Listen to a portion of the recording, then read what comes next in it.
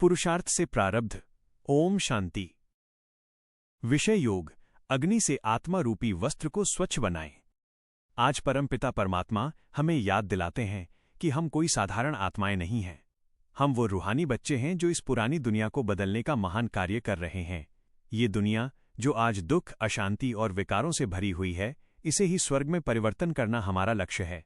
लेकिन परिवर्तन तभी संभव है जब पहले हम स्वयं बदलें। बाप कहते हैं, मीठे बच्चे, तुम इस कब्रिस्तान को परिस्तान बना रहे हो, इसलिए तुम्हारा इस पुरानी दुनिया से पूरा पूरा वैराग्य चाहिए। जब नया घर बनता है तो पुराने घर से अपने आप वैराग्य हो जाता है। अभी हम संगम युग पर खड़े हैं। एक ओर पुरानी रावणपुरी है, दूसरी ओर आने वाली विष्णुपुरी। बुद्धि से निर्णय करना है कि हमें किस ओर जाना है। बाबा स्वयं को हमारा वंडरफुल सर्वेंट कहते हैं। वो कहते हैं, बच्चे, मैं तुम्हारा धोबी हूं। जैसे धोबी गंदे कपड़ों को धोकर स्वच्छ बना देता है, वैसे ही मैं आत्मारूपी वस्त्र को योग अग्नि से सेकंड में स्वच्छ कर देता हूं। ये कोई हठयोग नहीं, ये है सच्ची योग अग्नि। मन मनाभव, सिर्फ मुझे याद करो। जैसे ही आत्मा अपने असली स्वरूप में टिककर बाप को याद करती है, पाप जलने लगते हैं, शरीर भी फिर शुद्ध मिलता है। ये छू मंत्र है, सेकंड में जीवन मुक्ति। कितना सहज मार्ग है, न कठिन तपस्या, न जंगलों में भटकना। चलते फिरते कर्म करते हुए बाप को याद करो और पावन बन जाओ। आज सारी दुनिया पतित है, इसमें किसी का दोष नहीं। ये ड्रामा का खेल है। आधा कल्प भक्ति चली, अब ज्ञान का समय है। पहले अव्यभिचारी भक्ति थी, फिर व्यभिचारी भक्ति हुई। अब एक शिव बाबा से अव्यभिचारी ज्ञान मिल रहा है। हमें किसी और से सुनने की आवश्यकता नहीं। एक बाप, एक ही ज्ञान, एक ही लक्ष्य, स्वर्ग का वर्षा। याद रखो, बाप थोड़े समय के लिए साकार में आया है। यही संगम युग पुरुषोत्तम युग है।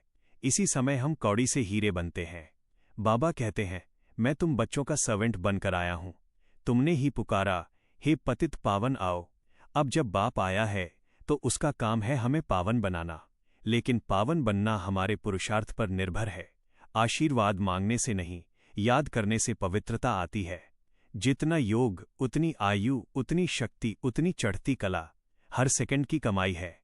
इस पुराने चोले से ममता हटानी है। 84 जन्मों का हिसाब पूरा हुआ। अब वापस शांति धाम और फिर नई दुनिया में चलना है। हमारे अंदर रहम की दृष्टि होनी चाहिए, घृणा की नहीं।